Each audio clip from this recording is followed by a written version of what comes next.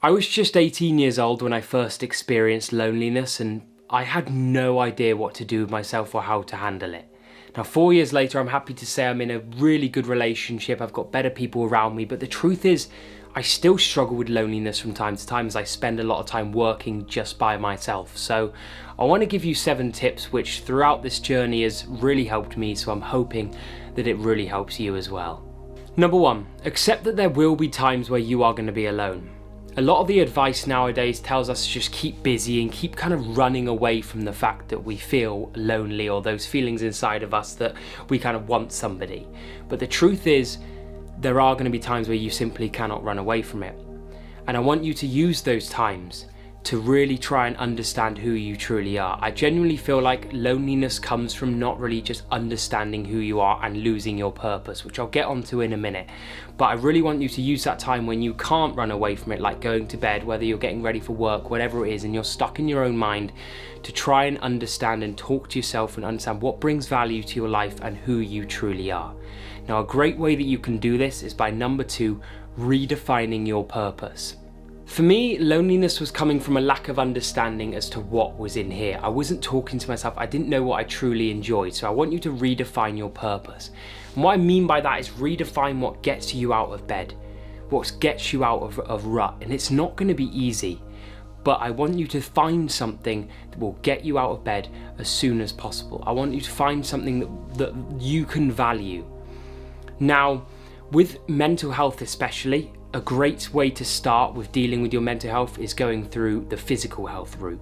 Now, I'm not saying this is going to solve all your problems, but simply thinking about your problems, being in bed all day, thinking that you're going to solve your mental problems is just probably going to make it worse. Like, I could go to sleep and I'll probably feel just the same mental numbness that next day. Or I could sit in bed all day and rot all day because I think I'm working my mental health and I could feel even worse. So I like to try and prioritize my physical health first, because I always think when you have a healthy body, you have a healthy mind. Because think about how good you feel, even mentally, when you go for an hour at the gym, or you go an hour outside, or an hour just doing something.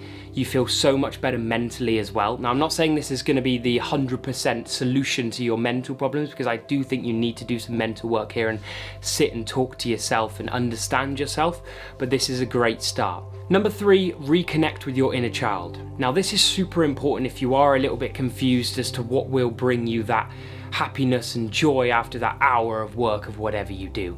And I always found this was, for me, when I reconnected with my inner child, I did something which my inner child would become alive again. For example, when I think about my childhood, I think about playing video games, or I think of going outside, or I think of doing physical activities. Those things reminded me of my childhood, which made me feel better. So when I did it, I reconnected with myself and I felt alive again. And now I think we're so busy with our schedules, with work, with school, with homework, whatever it is, that we sometimes forget to do the things, or we forget what brings us true joy. And I always think, whenever I'm sitting there thinking, what do I actually enjoy anymore? I always think back to the good old days, my big memories, my best memories, going to the beach, doing something that's honestly completely free, going to see the sunset and feeling so much better. So reconnect with your inner child. Number 4, send one text to somebody every morning and maybe even the evening as well. Now, I know what you're thinking. Oh, this is easier said than done. I don't really have anyone to text. Who can I talk to? But do you remember all those times that you wasted on people who just didn't bring any value in life back in the day? You feel like you've wasted, you look back and you go, I've wasted all my energy trying to make them like me, right? But you remember that you've got family members, if you're lucky enough to have family members still alive, who it would make their entire day just hearing a 2-minute phone call from you and they ask you how your day is. And I just think back to times where I was like, do you know the amount of times I wasted with fake people that I could have spent texting my mum, because I'm lucky enough to have my mum. If you're lucky enough to have a nan, the same thing, any family member, even valuable childhood friends, I think it makes such an impact to just text those people who you know genuinely care about you. And I know you have somebody in your life, even if you're thinking you don't, I know you do. And you don't have to speak to them and you don't have to open up about your problems. I'm not saying that, but just messaging them, asking how they are, asking about their day, giving them a little phone call, having a little laugh, whatever it is, it can have such a great impact to your life. Number 5, view life as a video game and you are the main character. I always think it's so fun that if we can give all this attention to these video games and leveling up our base or leveling up our characters on a video game, then we can do it to ourselves. We can apply the same thing. So think of yourself as somebody who's at level 1, who's trying to get to level 2. What would you need to do? Maybe you need to get some XP by going to the gym. Maybe you need to build a stronger physique to get to level 2. Maybe you need to improve a skill. Maybe you need to get a better cook. I always think, what would my future self be thankful that I used this time for?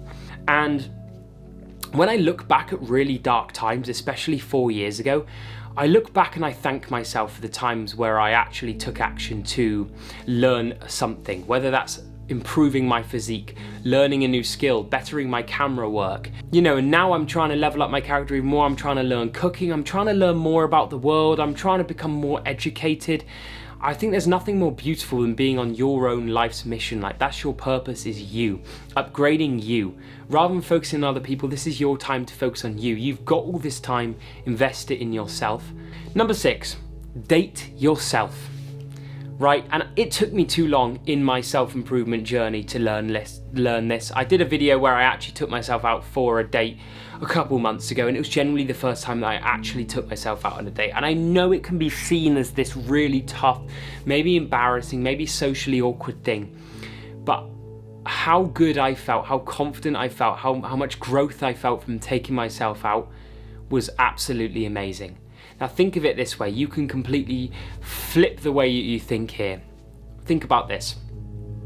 Nobody is there telling you that they don't want to do something. Nobody's complaining. You can go and do what you want. It's not about anyone else's opinions. It's not about what anybody else would enjoy. This is all about you. And romanticizing that and thinking about that is such a beautiful thing, that you can go to the cinema if you want to watch that film. You can take yourself out for dinner if you want to try that new place. You can go to a museum if you want to learn and not worry that your friend's going to call it boring or you're going to think it's boring. You can take yourself to the gym, take yourself to that event to see if you can make any friends, because do you know what? Nobody else is there to tell you that you can't do it.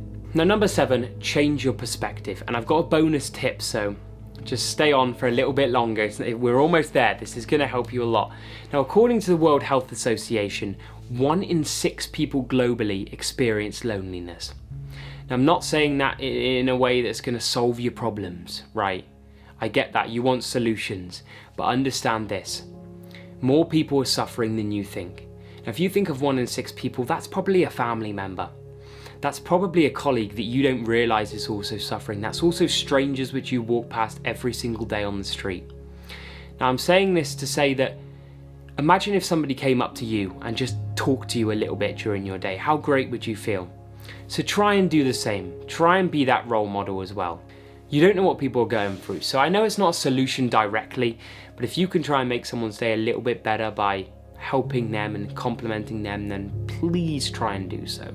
And number 8, the Men's Wellness Club. Now, I have mentioned this a little bit in each video at the end of the video, but if you truly are a man who is suffering, who is struggling a little bit and wants somewhere to vent to, please join my free community. It's completely free. There's a couple classrooms on there now that you can go through to help you find your purpose, whatever it is. I tell my story. You can also meet other people, and we're going to be doing calls every now and then to keep accountability and support, and it's just a safe space where I want men to be able to truly be able to express themselves, because I wish I had that 4 years ago. Thank you very much for watching. Remember, you are not alone. All right, you are not alone.